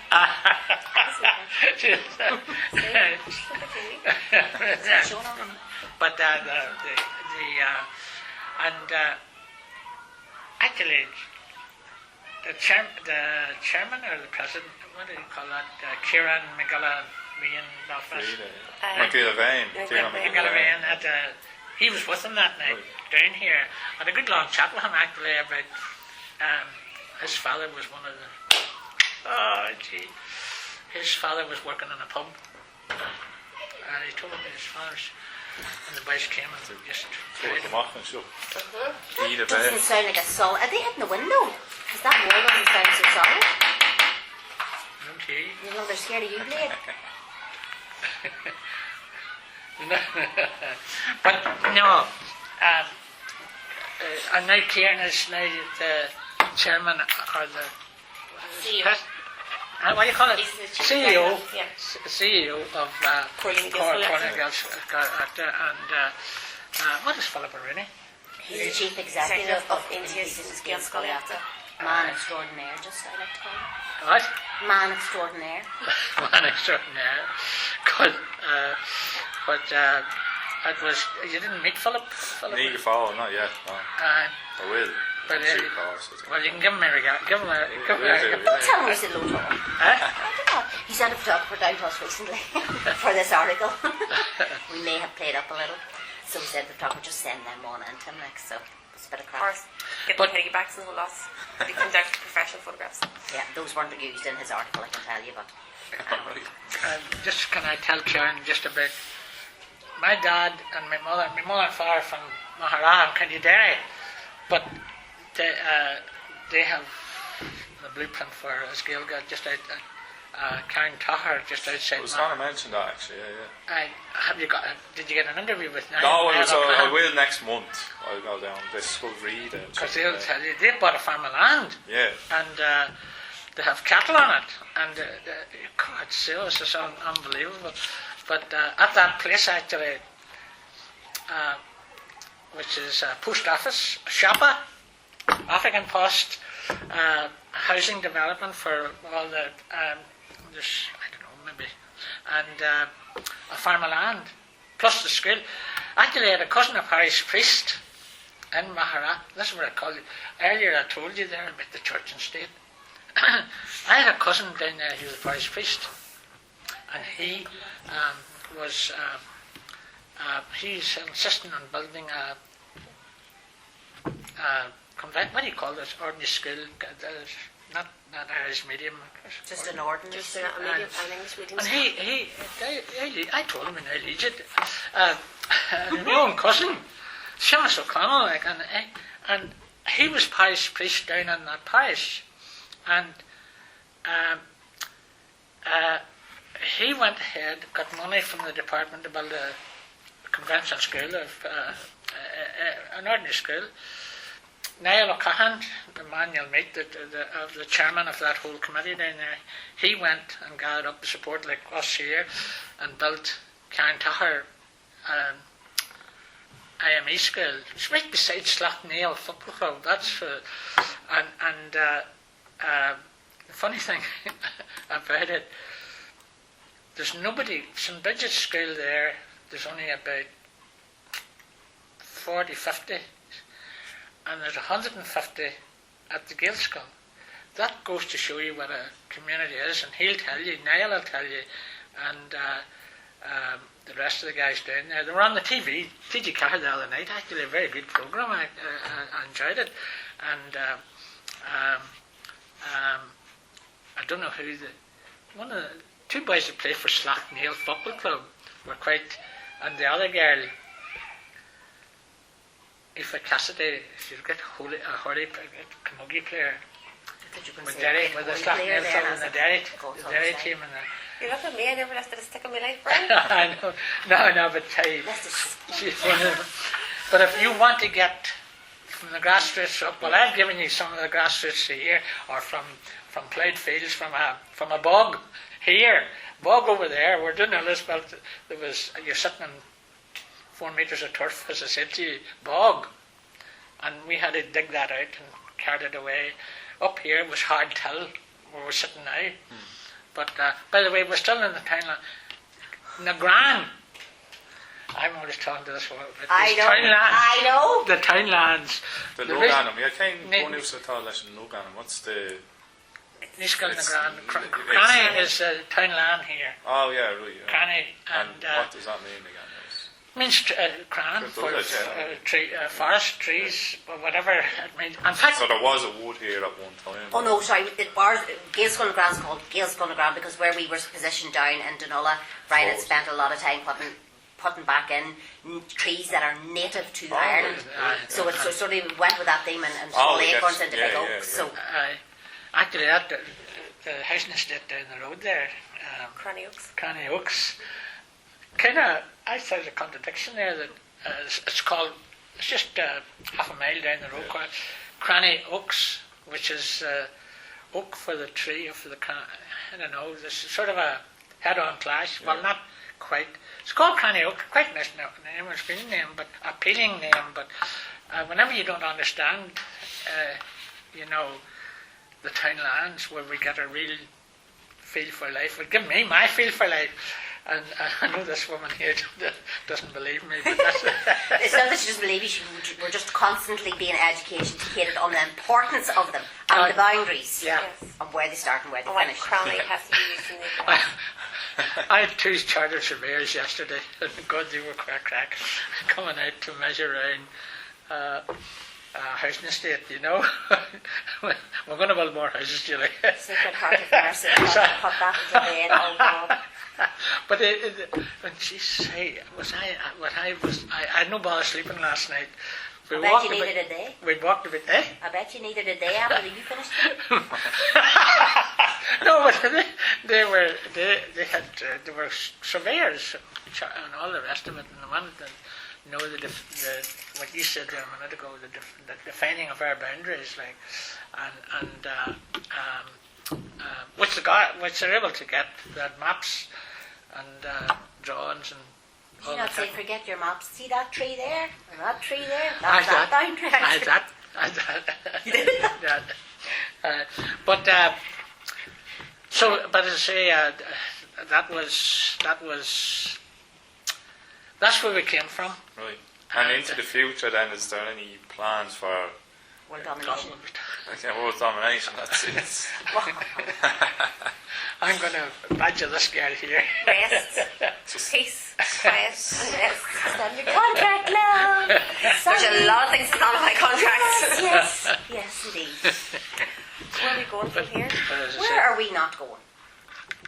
We're going to catch our breath first of all. Yeah. And you're just in the door, aren't you? Yeah, we're just in the door. We're just in the door. We have still a lot of housemaking to do. Homemaking within the building to make it look like put our personality on it.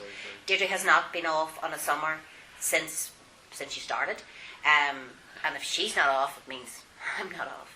So this is our first joint summer. Notice it didn't mention me. He doesn't take back. He doesn't recognise holidays. We don't recognise Townland boardies.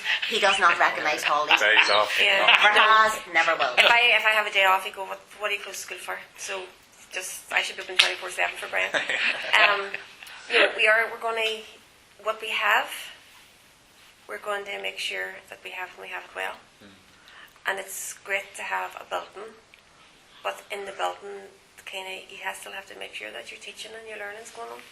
So we're kind of trying to, in the middle of COVID and after COVID, we've a lot of, I hate using the word catch up, but we've a lot of things to sort out to get everything back to where we were 2 years ago. And on top of that, we're settling into a new build. And it's just, everybody thinks it's great, but you have to kind of work out the movement in the build, what works, what doesn't work in the build. So there's a lot. So for the next year or so, we'll catch our breath. Summer? Yeah, we're having summer. We're resting in the summer. Then we're going to catch our breath. And we've different bits and pieces in the pipeline that we will probably look at in the near future. I mean, we are hoping eventually to be taken in to, she's going to cringe when I say so, I'm not even going to look at her, to start on a process of bringing in 2 P1 years and expand the school like that. We have an... Okay, what's P... It's P1 your senior infants. Right. So we go from 1 to 7. So at the minute we're only taking in 1 class, but our projections second stream, would be taking second stream. Right, I guess. Yeah. But for the last 2 years we've been turning away people for the nursery. It's fully booked. So now at this stage I suppose we are going to have to at some stage discuss whether we're going to up that somewhere. Plenty of room for a second stream. Well, there's not really. We're at quite good capacity here in the school as it is. So the school is built for two. The school has been built for 210, and we're come this September we were 200. The department will not build any bigger than what is on the census. So we are looking at that. And the knock-on impact of that is that a secondary level Irish medium school in Ómaigh. I was going to ask, So we oh God, it's a lot of work. There is a lot of work. The girl that's coming in, Emma should. And there's a lot of work to be done. And some people, and Julie and Brian, I wasn't here at the start, but Julie and Brian knows what it takes to get it up and running. And you just can't. I think sometimes the misunderstanding out there is, we'll start this and it'll be grand. Nobody understands what it entails, the time, the effort. They think that if they get so many people around the table, it'll just happen like that. But it doesn't, because accommodation just doesn't come. Do you mean the money just doesn't come? And at the end of the day, when you provide something, whether you go to a school or if you go to a restaurant or whatever, you have to get the best quality.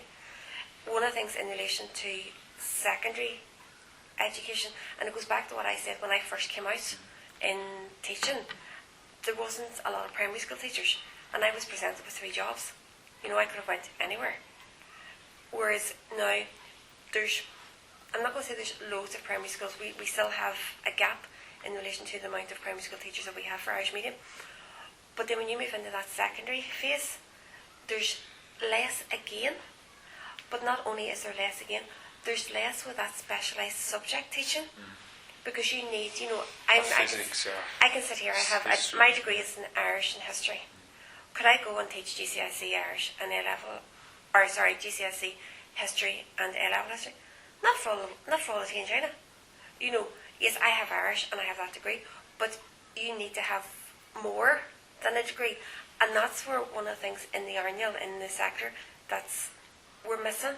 Now, it will come. It'll come, whereas I'm teaching now, 21 years. You know, whenever I came out, there wasn't a lot of teachers. You know, and over the past 20 years, there's been more and there's more. So the Gaelscoils, the Bundschools, we're starting to fill out more in relation to, but the impact of that is that we still need secondary schools. So it's not, we need the department or the teaching colleges, they need to invest more into secondary school teaching for the Irish medium sector. That it's just not that, oh, Deirdre, you have a degree in Irish, you're a teacher, oh, and yes, you have history, way in there and teach. It's not, they need the expertise. You know, you need your expertise in maths, you need your expertise in science, your biology, your science. Do you mean, it's just not. I remember Michelle Canning put an article for us many, many moons ago after our inspection, and for her, it was not any old Gaelscoil will do. Do you mean? So it's not just, oh, there's a Gaelscoil, we'll send them to it. It's what the schools actually produce after that, and it's a standard of education, you know, and especially when you go into the secondary school, you know, you're looking at children's GCSEs and their A-levels, that they need to go on to the next step, and you need to have the specialised teachers there with the experience that can actually get those children through, you know. So there's a way to go yet for secondary. Now there are Gael College Deirdre, College Farsta, Donegal is a unit, St Catherine's in Armagh is also a unit, and St Malachy's up in Castlewellan. So that's the secondary provision here at the minute. And sometimes they do struggle to try and get the teachers that they need. Well, funny you say that. You see St Joe's advertised for 6 or 7 positions all across history, science. I was like, has everybody left or what's happened? They took in 55 new students. They expanded, doubled their intake of Irish. Armagh, is it? No, Donegal. Donegal. So they doubled their provision this year. So you know, so the Gaelscoil and the Manschools that are out there are sometimes struggling to get the teachers at the calibre that they need them for A-level or whatever, you know. So we need, or not we need, but the department, Stormont, whoever you want to put in, needs to kind of invest more into kind of the secondary school. So then we can go from nursery, because everywhere it started off as nursery, and then from the nursery it fed into the primary. The primary is now feeding into the secondary, and there's getting that demand for the secondary. There needs to be more done for the secondary, because once those children are coming out from their A-levels, they're not, then the universities are going to have to look. Do you mean? So there's so many stepping stones that need to be kind of made, and there's so many steps, and it's just not actually will open one. Because if you go to the Gaelscoil or the Manschool that was in Derry many moons ago, it was before I came here, so it had been about 2002, 2003. That was in St Bridget's in Derry. They had a stream. That didn't work because they didn't have everything in place. If you look at the likes of Donegal took their time, and Donegal works, and Donegal is very, very good. And so is St Catherine's in Armagh. So you have to kind of. Do you mean? So it's just, you just can't throw it out there. And I know some people go, oh God, it'd be great. We're in 2021. we'll have a man's school by 20, 22, 23. Over ambitious sort. And you can go, where's the specialities of these teachers coming? You know, just because you speak Irish doesn't mean you actually go and teach. Yeah. Just because you can get your hands on a mobile doesn't mean you can have a school. No. Do you mean there's so much? Yeah. Do you know what I mean? There's so much. Now, I said I worked at a nursery.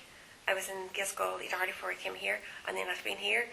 And suppose every time I've started somewhere, they've kind of been, I've missed the foundations of it, if you know what I mean. I came in 2009, you opened 2006 here. 2003 opened the nursery. 2002, opened the nursery. 2006 opened the up here. So I missed that. I missed their kind of, I was at their meeting, but I missed that. The same in Strabane, they were 2000, they were 95 or 96, and I landed on them in 2001. So I've kind of missed that, but I know what it takes, if you know what I mean. So it's you just need it's baby steps. Baby steps and struggle and struggle campaign and once you have the good foundations, do you mean? Yeah. And like these two have me tortured. I will put that on the record. The two of them have me. They have me tortured, right? My heart's broke. But at the end of the day, and I love the two of them to bits, but they made sure that the foundations, do you mean if you're building a house, you make sure that there's good foundations. And Julie and Brian made sure that there was good foundations here. That whenever they were doing Gaelscoil gCrann, it wasn't a wobble. You know. What wobble a wee bit now at the stage, I have to tell you. Do you know what I mean? Yeah, where sometimes if you go and like there was another Irish medium man's school in Pomroy, do you remember? And there was. Do you mean? Cahill Daniela was. You know. And that's why you have to take it steps by steps and make sure the foundations are there and that the structure is there and everybody that it's not just and like no one can go we'll do this. Yeah, we were wobbling, darling, and then you come along and you steadied us up if you recall. But you had everything in place. Do you know what I mean? You had the accommodation, everything else. You know, it was, but you just can't. The foundations there. It was frugal enough. The last question then. Brian's already sort of answered it in terms of what we're going to ask. It's an open-ended one, I suppose, a philosophical question. The struggle, the campaign, and the gradual building foundations over years. Why? Why do it? Why do it? Yeah. Well, contribution to the community is just. But from Julie and Deirdre, I know you sort of call me self-respect and community. When I started in Dunolla, I was surrounded by elderly gentlemen. Thanks very much. She didn't include you, not that were busting their balls, what was left of them, for a very long time to grow traditional Irish music. They all gave up their time freely to play the instruments, show the children the manners and commitment they had in terms of the older groups, the commitment you had alone to the building, Brian. Alone, never mind music. And I was flabbergasted at the contribution they made to preserving both the history and the progress they were making with retaining Irish traditional music, their songs, the culture, the heritage, your things about everything was to do with our country. And for me, I had never actually made much of a contribution to our country. I was down there in Dunolla, which did language. I always respect the GA that does our Irish heritage, or our traditional Irish games, and how passionate they are about that. Dunolla was hugely passionate about both its history and about Irish music and song and literature. And for me, the only other element missing within that, I suppose, partnership down there was the element of language that gave the complete trilogy.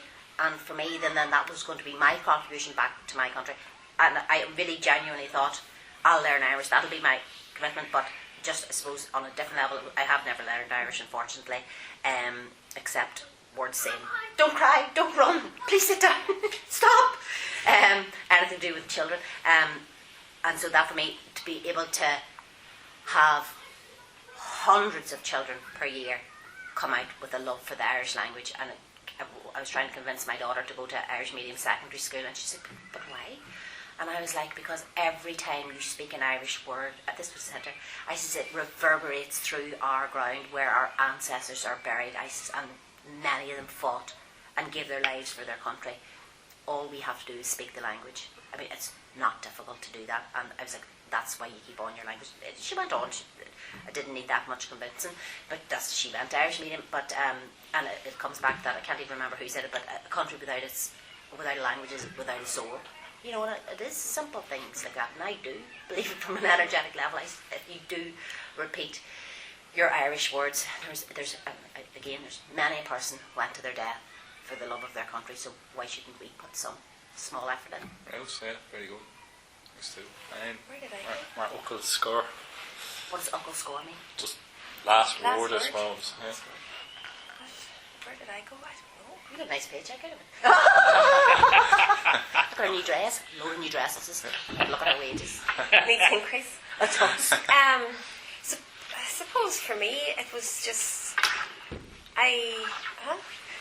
for me it was something. Where should I take? She's a bad. For me, it was, as I said earlier, it was something that I wasn't brought up with Irish. Do you know what I mean? It was something that I went into secondary school. I always wanted to teach, and you wanted to work with kids. And you're being a really bad witch. And I'm only saying witch for the tape. I always wanted to work with kids.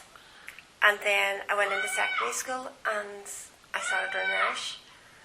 And it was just something that I was able to do. I was able to speak Irish. I suppose when I look back in primary school, I left, and what Julie had said earlier, you know, her son went to English medium and didn't get his fulfilment. I actually left primary 7, I couldn't read. Do you mean I left English secondary school, I couldn't read. There was a lot of things I couldn't do. And when I went to secondary school, Irish was something that I picked up very quickly. And it goes back, and this is all in hindsight now after doing all my studying, but you know, the grey area of your brain, and do you mean? And I do believe that learning Irish just clicked something with me. So it was always kind of something that I was done well with in school, and I went, right, I'm going to continue on with this and see where it brought me, but I wanted to work with kids. When I was about 15, 16, I started taking classes back home in Portdown for kids, and just from there I just went, this is what I want to do, and give it back, because there was so much. It was not that it was dying, but there was the richness. It was so nice, you know. And as you say, chatting to the older generation that had it, if we didn't do something about it, it was actually going to die. Do you mean it literally was going to die? But so many children got so much help by just learning a second language, and it was just. Even today, like we were having a meeting yesterday or the day before, we were chatting about different kids in the school, and they replied, going, why has this happened? And myself and another member sat with, it's Irish medium education. We just have something. There's something that we have. I don't know what it is, but there's something that our emerging education gives. And for those children that are struggling with those two languages, and again we do Spanish and French at times as well, but we're opening that grey area, that brain, that our monolingual children don't have.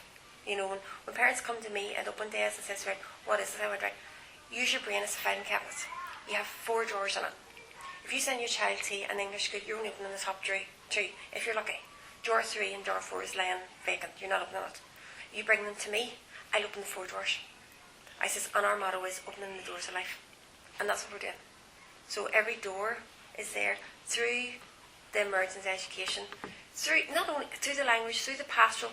Like at the end of the day, and I'm going to be biased, and you can't really write this, but we are blessed with the best here, right? And I'm going to be biased, but we are. We have the best. Staff. We have talking about staff. Yeah, best staff. Absolutely. We have the best staff. Do you know what I mean? And that is a credit to everything that goes on in the school. And it's just it's the dedication, it's the love that they have. For us coming in here, it's not a job. Do you mean? You see, that's part. It is a vocation. Do you mean? Yes, there's mornings I get up and I go, God, I have to go to school in the morning. But when I'm here, I'm buzzing. Do you mean? There's times Julie shouts at me to get out of the school. Do you mean all the time? All the time. But I love my job, and I couldn't see myself doing anything else. Some days are shit, but some days are fantastic. But it's when the penny drops with that Wayne, or something happens, and you go, I've done that, or we've done that, and the children go. Even a principal of another school, secondary school, said to me 2 years ago, we were sitting in my office back in the old school, and I says, God, how are they getting on? Because you always like to know how the Waynes are getting on. And the principal says, Deirdre, he says, you can always tell a Gaelscoil grandchild. Whatever you instill in them, it carries them through. You know, he says, would it use something? Very good. He says, so when they walk in through the door, before we ask, we can turn around and say, that's a Gaelscoil child, that's a Gaelscoil child, and that's a Gaelscoil child. He says, for their confidence, their manners, just whatever you instill in them here. And we don't mean to instill anything. Actually, we just go above. It's what you do. No, it's not what you do. You see, that's the problem. In ordinary schools, there's an ordinary education. There's the odd good teacher that has it as a vocation. A lot of them's just their job. Every single one of our teachers here are committed to the Irish language. Yeah. Their love and passion for the Irish language means that through all the different mechanisms, they want to see a wholeness of brilliance from the child. Yeah. Even if it's in their drama or their sports or their self-esteem, mostly the self-esteem and confidence. Yeah. And that's where they're taking, like, we have, the teachers here are like, have to be the best, not just in the north, but in all of Ireland, for what they do to the children. There's some, maybe. But Brian, when the children go out, how many times have you been stopped? Say if we sing at a funeral or whatever, they come over and say, where are those children from? You know, we wouldn't be widely known in the town. And it's true, up in the schools, up in Donegal, they know our children coming. They could see this, whatever it is, their stature coming through the door. And that's down to our staff. It's not down to mobiles. It's not down to, none of them have been in the new school. It's not down to anything else except for the people that's teaching them. And the woman standing with a whip cracking. And it's just because of the sector, and because we have went through so much, and we've always had to kind of fight and to prove ourselves. It's like the underdog you're always, thing. You know, like nothing gets, I can't even say it what I would normally say, but nothing annoys me more, it's more politically correct, that, don't send your child in English mediums or an Irish medium school because this will affect and this. Do you know what I mean? They're always trying to beat you down. Yeah. They're always trying to beat you down. And because of that, all the staff, we go that bit further. We're more. I think we're well past that stage now. We just kind of go, no, this is what we do and this is what we produce, you know.